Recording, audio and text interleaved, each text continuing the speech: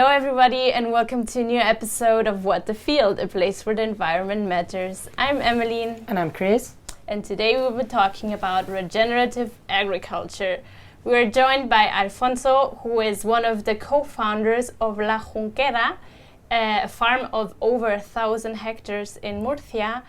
And welcome, Alfonso. We're glad to have you here with us today. Thank you very much. It's a pleasure to be here. So, Alfonso, can you tell us a bit about yourself? Who are you? What do you do?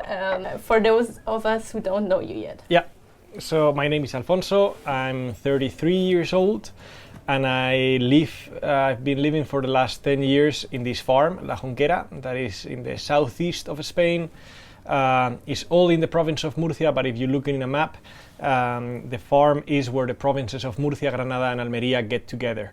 So it's in the high plains, about above 1,000 meters over sea level, and it's dry all year round and very cold in the winter and very hot in the summer. So it's not the ideal place to do agriculture, but yeah, we are managing. So why did you choose that place then, if it's not the ideal place? I didn't choose it. It's my family land, so okay. Yeah, it was there. It was already there. Yeah. And how did you become an expert on regenerative agriculture?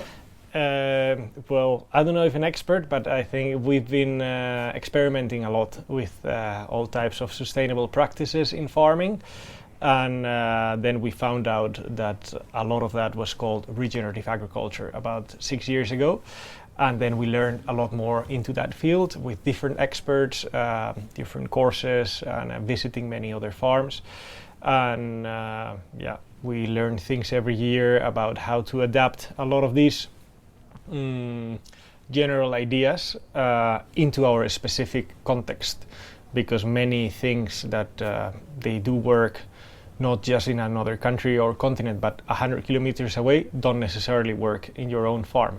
So yeah, we run a lot of experiments in the farm, not just the farming team, but also collaboration with the Regeneration Academy that is also established in the farm, and with a lot of the research of these students that help us out a lot in the studies they do and their conclusions to then apply back in the farm. And well, basically how we see regenerative agriculture, because I don't know if there's like an official definition about it. There is going to be, I think, a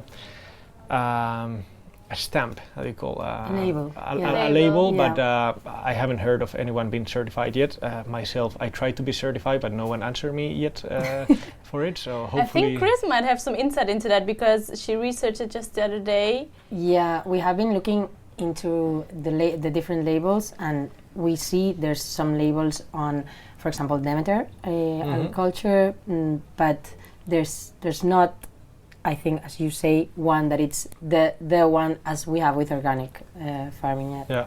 But we were going to ask you about that, like if consumers want to look for a product that it's cultivated in this type of techniques. Yeah.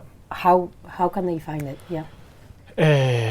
Well, I don't know the answer for other products. I know that in our case, we are selling in the farm. We have many different crops and products, so many of them are sold in bulk, and then some of them are sold in the farm. But we don't have a brand yet that we can sell the products directly to consumers. I think after today's visit, probably that will change, and hopefully soon we will be able to put them in crowd farming. But what we do is, together also with many other farmers in our area, we have an association called Albelal, in which we are about 300 farmers, or something like that. I don't know the numbers exactly, because it also changes. Generally, it grows every month. And there we commit to all be certified organic, so that's like the basis. And then from then on to apply these regenerative practices. In the case of the almonds, for example, that we sell through Almendresa, that is a company that we created between a couple of the farmers that we produce almonds, then you have to meet a minimum criteria.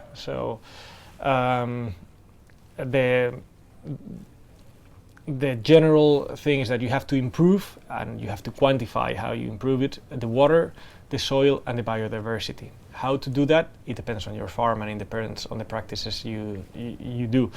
And then we sell that with the organic certification, and we sell it as a product that has regenerative agriculture practices. And then we commit the farmers in that to reinvest back in our land part of the money of the sales back into these practices. For example, the practices we do in the fields for soil. Generally, we have quite a lot of erosion in our area, so it depends on the plot, and it depends on a couple of different circumstances, but the average is about 20 tons per hectare per year of erosion, between water erosion and wind erosion. So then we do a couple of practices, like, for example, building swales that are trenches that follow the contour line, about 3 meters wide, 1 meter deep, and then that distributes the water when there's a heavy rainfall. On those trenches, we also plant a lot of aromatics, we also plant bushes, we plant trees, and then at the same time we are diversifying that plot. So that is something that helps the three of them. So we help soil by reducing erosion, we help biodiversity, because these trenches become biodiversity corridors, and a lot of animals use it to cross the field, also to nest, like the partridges and others, the parian birds, they use them a lot, especially the trenches that are in the grain fields. And it helps out the water a lot, because instead of just going down, then we distribute it and put them, it infiltrates better in the soil, which is the best place that it can be, and it infiltrates in the aquifer and replenishes it. And well, this is all the theory. Then some parts it works better than others, but that's one practice that we do. For example, for soil, we also apply a lot of compost. So one of the criteria for these almonds, for example, is that you have to apply compost at least every other year. A minimum. If you want to apply every year, great. If you want to apply 3 tons per hectare or 10 tons per hectare, that's up to you. Then we also need to have a ground cover at least 6 months a year. So autumn and winter, you cannot have bare soil all year round. So what do you cover it with? You can do a spontaneous vegetation, or you can seed a mix of legumes and grains. Depends on what you want to do, and depends on the money you can invest in it. And what's the purpose of this? So that the water doesn't evaporate as quickly and is conserved better in the ground? Well, for the vegetation, the ground cover. Yeah, it does. Again, generally, most of these practices they affect a lot of different things. The vegetation, it helps a lot with erosion indeed, because then it's not bare soil all year round. It also improves a lot biodiversity, because there's a lot of more life living there than if there's nothing. And the water, it helps a bit, and the soil, it improves, because then when you till that in, you're adding a lot of biomass in the soil. Generally, if you do it is at the end of winter, beginning of spring, and then all that, it's like green manure, so that feeds the soil. Yeah.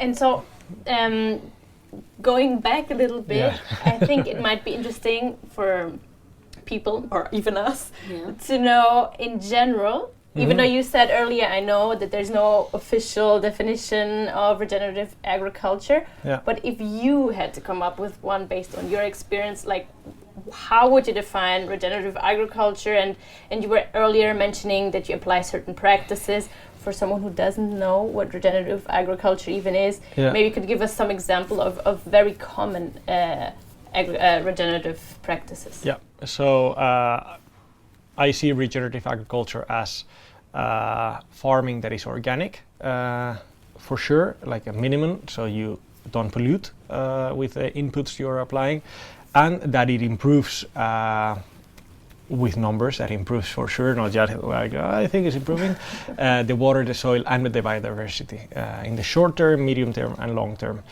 Practices that you can apply are manure, ground cover, swales, ponds, hedges and borders with different aromatics. So in our farm is very big, so we cannot do all of that at the same time. It's impossible. We don't have a budget to be able to do that. So every year we try to do a bit, and it will take us many years to. Well, I think we will never finish, but you can always improve more. It's totally endless. So, but in the last years we've built about 70 ponds. That some of them have water all year round, some of them not. So they are also helpful as silt traps, sediment traps. They're also very good for. What are those? Ponds, sediment traps is like for the sediments that they get trapped. We call it sediment traps. Right? It's a pond, but that instead of a pond, how you imagine it, that has water and is green around and super beautiful, is a place that it has water when you have a heavy rainfall, especially in the autumn in our case, and then it receives a lot of water, but then it is not watertight, so it infiltrates quite fast, and then you see it dry most of the time, but it does trap a lot of the sediments, a lot of the erosion, so that is also very good. We found out, thanks to the students, we received a lot of species in the area, like how you call sapos, I think toads, and other types of amphibious that they actually like those, some of them, more than the ponds that have water all year round, because they need it to be dry and stuff. So it's good to have all types of things, but those are some of the practices. I think we have 15 kilometers of swales, we have,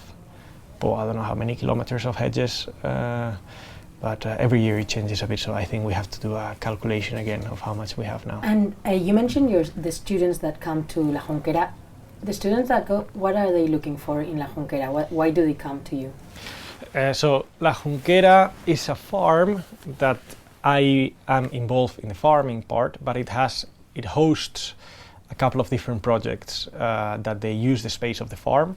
They rent out a space of the farm that we collaborate with each other, but they belong to different people and they are independent, but we're all quite connected. But so the academy... Is it a research center of sorts? So it is the Regeneration Academy. It has a website. It's called regenerationacademy.org. And then that it started with a program to receive students that wanted to do research for their master thesis.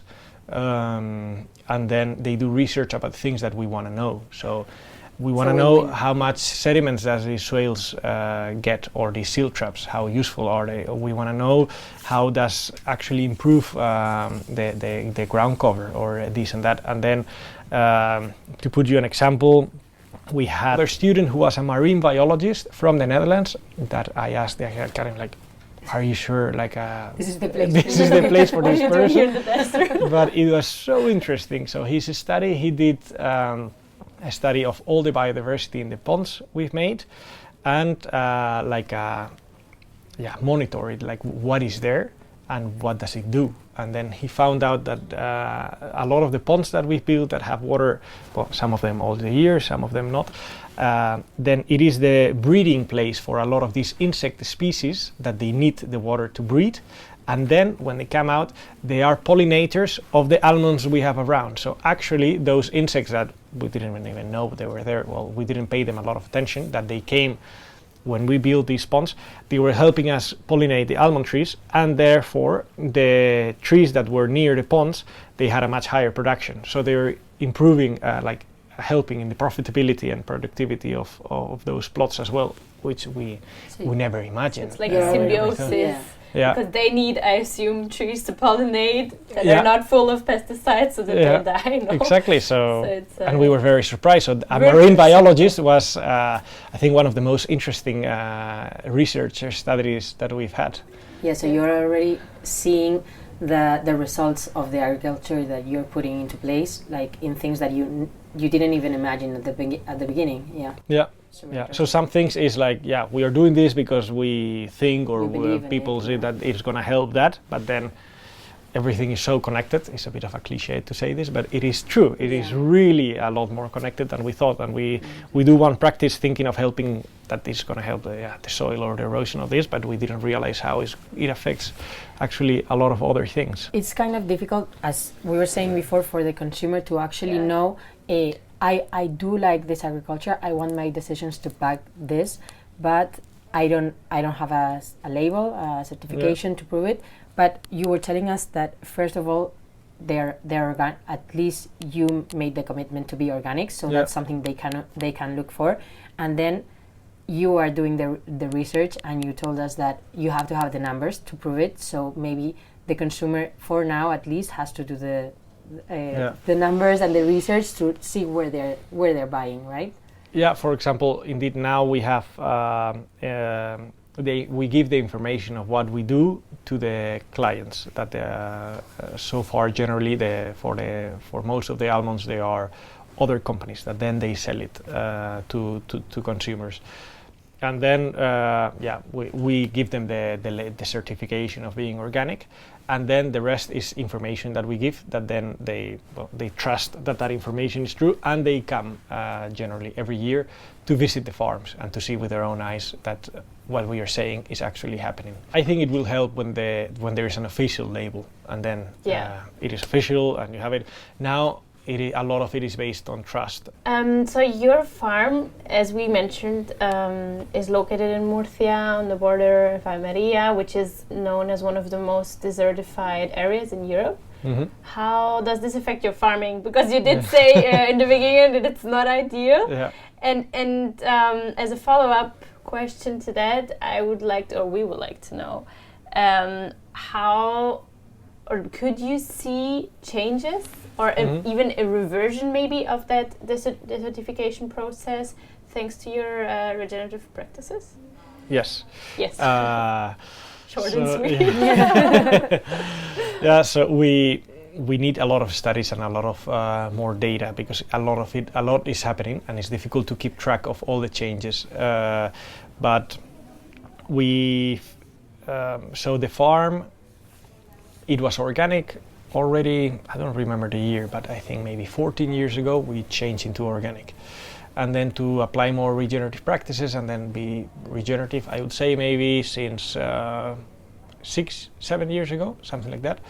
A lot of it was with the help of this association, Albelal, that kind of built the network with all the other farmers that we were in the area interested in the same things, and started the speed of learning and applying a lot of these things increased a lot thanks to that network. And then since then we've been seeing how it is changing, but we don't have at that point we didn't do a study to see what was there before starting to apply all of these things. So I do see now that when I'm walking around, I do see a lot more biodiversity, for example. But now we are doing studies to compare the insect population, for example, in the fields that have the hedges, and for example vegetation lines between the trees that are there all the time, or the swales, and we are trying to have the other study to compare the neighboring farm, but we don't have the study of that same field 15 years ago. But we do see that it's improving, and with the water the same. We can quantify the amount of liters that we have been getting in those ponds from the runoff, which is I don't know the number now, but it's many millions of liters that with all these 70 ponds we've been trapping, and then that goes it infiltrates in soil, in the aquifer. So all of that can be quantified. And the soil, we do many soil analysis every year in collaboration with a couple of different universities, especially through all of these students that come. And then we see how the soil is improving, the microbiology is improving, the organic matter content as well. And is this type of agriculture one of the key solutions to fight desertification, or is it one in too many, or Well, I do this one because I believe it's the best one. Okay. Maybe another person will say a different thing, but I do believe it to be the best way to do it, and is the one that I connect the most. It doesn't mean that it's the best, but it's the one that I am the most connected to. There are others that I'm sure they're great, but I like this one more. Yeah. And it's funny how you were talking about connecting with other farmers in your area, or this foundation that helped you with this. So the networking and the social part of this kind of farming, it's super important to drive a movement. To have the exchange of experiences. So. Yeah, totally. That's key for all of that. Also, generally, we've realized that the farmers generally they trust other farmers, not so much maybe an academic, not even an academic or some agronomist that you think he wants to sell me some product. Or it's all just theory, and then you're like, oh, have you actually tried this before? Or are you just telling me based off some paper? Indeed, so you trust the neighboring farm. Also, you don't trust so much a farm that is 50 kilometers away. So it's a bit different altitude, different whatever. So you trust the neighboring farm, and then many farmers, you have some front runners that are interested in experimenting a lot, and you have others that they are saying, okay, I wait, and then when I see it working in a couple of years in my neighbor, then I will start doing what worked for him. So then I don't have to make so many mistakes and failed experiments, because in our case we do a lot of experiments, and many of them, I think the majority of them failed. So we do them in small parts, and then the ones that succeed are the ones we apply in bigger amount of lands. But I think farming is generally quite a risk-averse activity. Farmers, you have already so many risks because of weather, because of a lot of factors that you want to mitigate it. So I think generally most of the farmers that I know are not super interested in adding a lot more risks to that. So they are waiting a bit to see the results, but that is really good, because in that network you have a couple of key farms and that are a bit ahead in those things, and then other farmers go to visit that. So we organize a lot of open days for farmers to come and see it, and that is helping, I think, a lot. And I guess it's really based on on tradition. Like agriculture has been here for a long time, and people are like, this has never been done before, why would this work? And you have to test it, and you have to well, many of these things have been done before, and many of the other things, but it's just maybe combining indeed those practices and all seeing and also probably depending on the specific climatic conditions as well of the area. And for example, in our case, most of what we farm, I think 99% of it is rain-fed agriculture, and we have about 300 millimeters of rain a year and an evaporation rate of, I think, 1,500. So the evaporation is crazy compared with the amount of water that we have, and we have a tiny amount of irrigated parts. So the practices you can apply in one or the other are completely different. In our area that is irrigated, there we can do everything. It's amazing. When you have water, when you have water, you can do whatever you want. If you don't have water, that's when it gets tricky. It's slower, it's more difficult, it's more risky.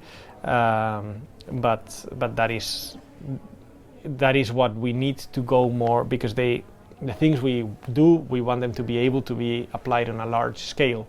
I think, yes, we can regenerate 1 hectare with water very easy and very fast. But what we want to do is things that can be actually applied in the whole territory in hundreds of thousands of hectares.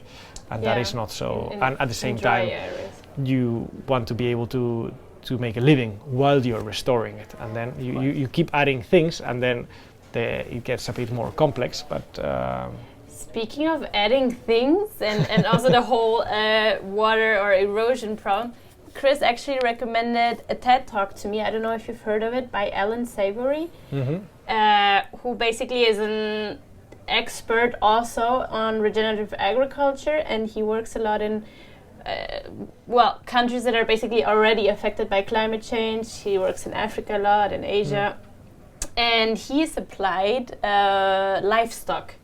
And for him, the solution is basically to keep desertification, or to reverse desertification in grasslands, to use livestock, so that they can basically pretend to be the wild animals that would usually live there and work the soil. But I've heard then, after following up on that TED Talk, that it's actually there's a bit of a discussion going around if livestock should really be a component of regenerative agriculture or not, if it's really that effective. Can you comment on this? I don't have that much experience with livestock. So when I arrived to the farm, we had grains and sheep, and that it was 2 varieties of grain and 1,000 sheep, I think we had. And then we've been changing. I've been focused generally on the agriculture, on changing to a lot of different crops. So we changed from 2 types of grain to 6 types of grains, but we added a lot of almonds, pistachios, aromatic plants, and then in the irrigation area, the vegetables and fruit trees and apples and stuff. And then in the animal area, we were losing money in our case with the sheep every year because the costs were more than the income. What we did is now we have 20 cows. That is of a breed that was originally from the area and that is almost extinct. And we've been trying to mimic indeed what Alien Savory says and those principles. But we haven't done it very well yet because it's only 20 cows. We do it in our spare time. We don't dedicate them the time they need to be, so we are not changing them from a different plot when they need to be changed. So it is more like a hobby, and I would like at some point, hopefully in a few years, to be able to have about 100 cows and no sheep, and then those cows to be moved in a holistic grazing method, like this regenerative cattle ranching method of Alien Savory. And then I think with 100 cows we can afford to hire a person, a cowboy, like to be able to move them and dedicate like at least 5 hours a day to the cows. But now it's like me, like, okay, this Wednesday I have an hour, I'm gonna change them to the other plot, and then like next day Saturday, but Saturday I cannot, so it ends up being on Monday, and then they overgraze it, and then another day is I'm not very proud of my cow management so far. I have to admit it, but I do think that I believe in that system, but I haven't proved it to work in my farm yet. And Alfonso, we've heard a lot of arguments in favor of regenerative agriculture, but are there any against it? And are they partly right or not? Against it? I don't know if it's that famous yet to have a lot of people against detractors. it. Or maybe in your own experience you can say, okay, this is something that makes it way harder to be a regenerative farmer. Indeed. Well, that is one thing that it is a lot harder. So it is a lot more complicated. You have to adapt it to your farm. So it's not a closed recipe method that is you apply these fertilizers, you seed this time, and there's a lot of these practices you have to understand very well your land, where to put this pond, where to put this soil, when to seed your ground cover, when to till it, and there's a lot of trial and error, and that is something that the farmer population in Spain, I think in Europe, is quite similar. I read an article, I think last week, that it says that 65% of the Spanish farmers are going to retire before 2030. Yeah. So I think 65% of the farmers are not very interested in changing completely their method of farming if they are going to retire in less than 8 years. And I understand them. No, I don't think they want to change everything at the end of their professional life. So that is I think that is the difficult part. That is a lot more complex to manage it, but at the same time, it is, in my opinion, is a lot better. In our case, we've seen it how. So we've improved these things: the water, the soil, and biodiversity, and also in every project and every action that we take, we try that it has 7 impacts. So in these 3. And another 4, that is that it also improves, it has a social return and the environmental return and economic return, and that is inspiring as well to be able to be replicated on a large scale. And we've seen how that it has improved as well. When I arrived to the farm, we had 1 full-time employee, and now we have more than 10 full-time employees, and with all the projects that are around, we are more than 20 people living in the farm. So I think the social aspect has improved quite a bit.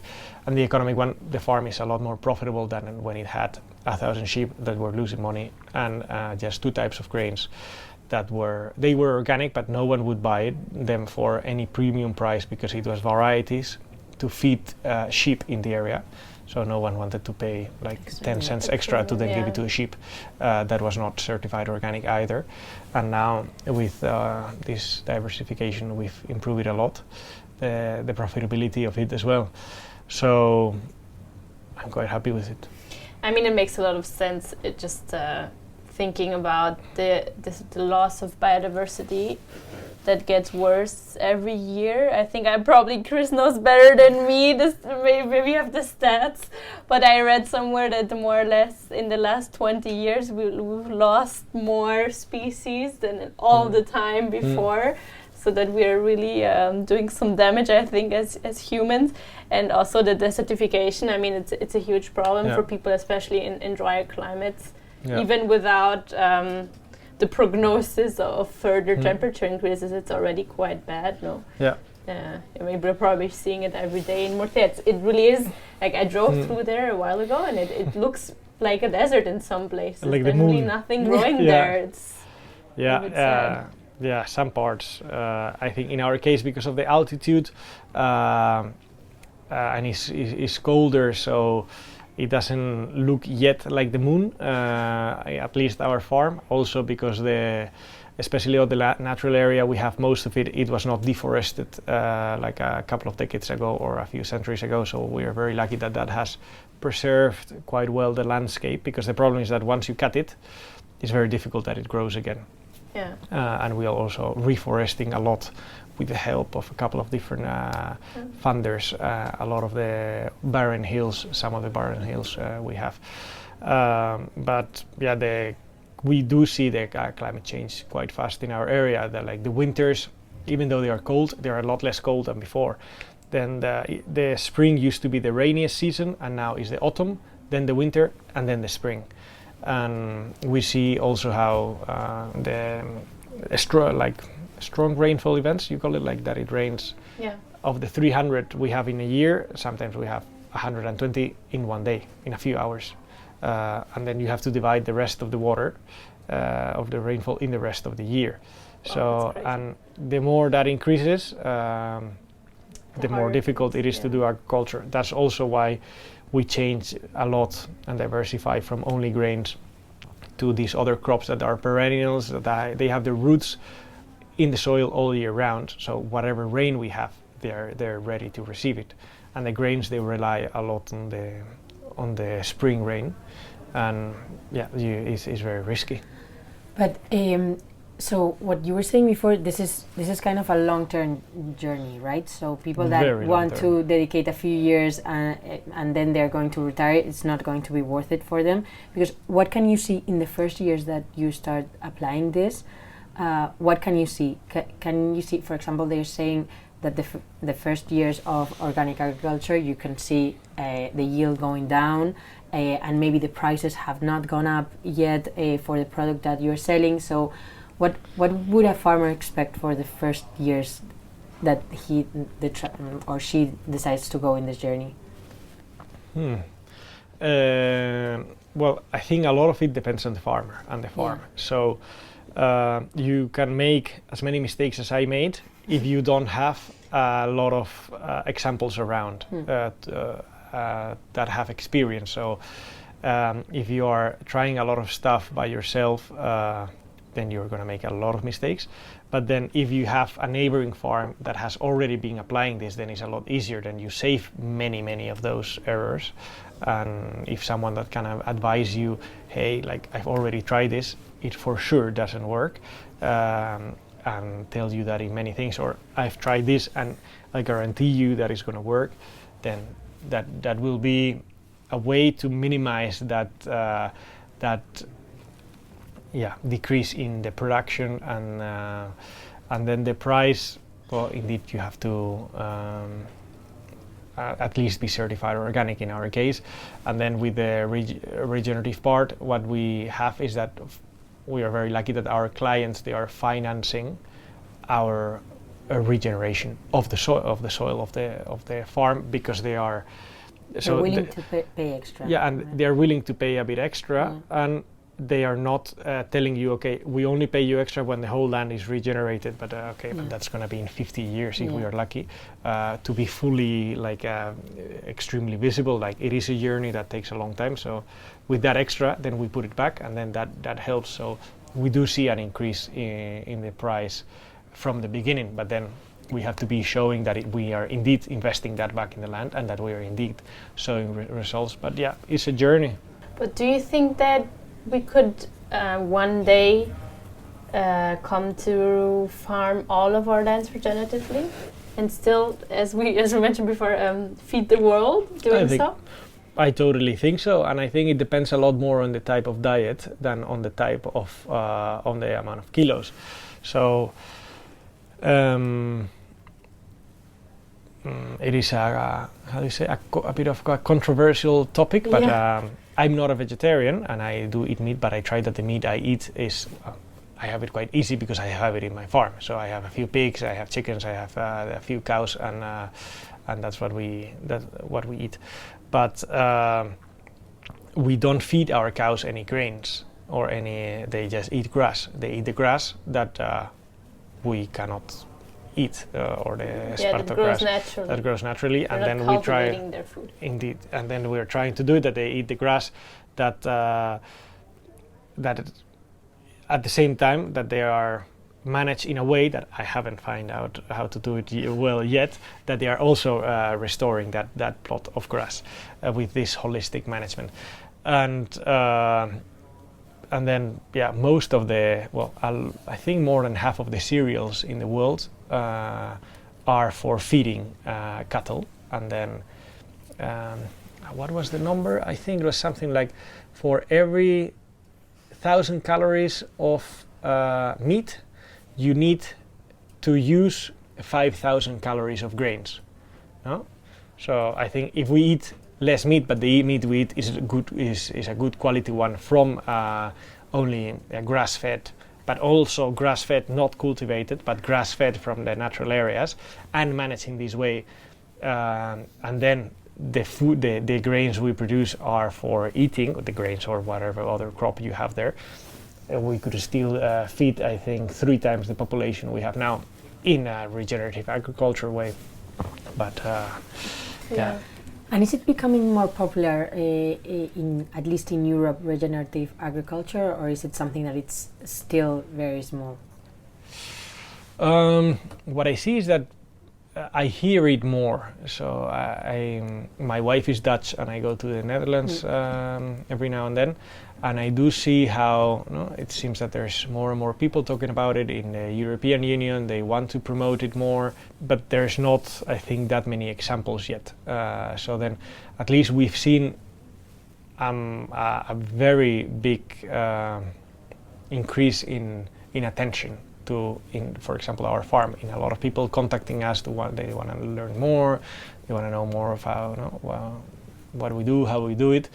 Also the government, so what are those practices? Because the European Union is telling us that we have to promote more sustainable or regenerative agriculture practices, and we have no clue what they're talking about. So what are you doing? Is this what are the numbers? If we are going to subsidize making ponds or swales or ground cover or compost, how much money does that cost, and things like that. So I see there is an increasing interest, and I also see that there is an increasing amount of people practicing it, but it started from so small that even though it's growing fast, it's maybe still a long way to go. Minority, a small minority. Yeah. So we're just going to invite all the skeptical farmers to come visit La Junquera. There are other farms as well. I'll go to Alfonso's farm. There are also a lot of hotel or something. But there are super nice examples also in the area of other farms that they are also doing nice things. And in other areas of Spain as well. We do organize a few open days a year, that people can come and we show it, and that is a good way. Otherwise, we've had it a bit that we've realized that before we were everyone who wanted to come and see it, we said, just let me know when you want to come, I'm here, so I'll show it to you. But then we said, okay, now we have to shift it into these open days, because otherwise we stop being farmers and we are only tour guides. Welcome center for interesting people. Yeah. Well, Alfonso, thank you very much for joining us today. And I don't know, Chris, if you have any, I mean, probably we could sit here and talk with you for hours, but I think, So thank you very much for inviting me. It's a pleasure. So we hope that all of you listening or watching us also enjoyed this little field trip into the world of regenerative agriculture. And until next time.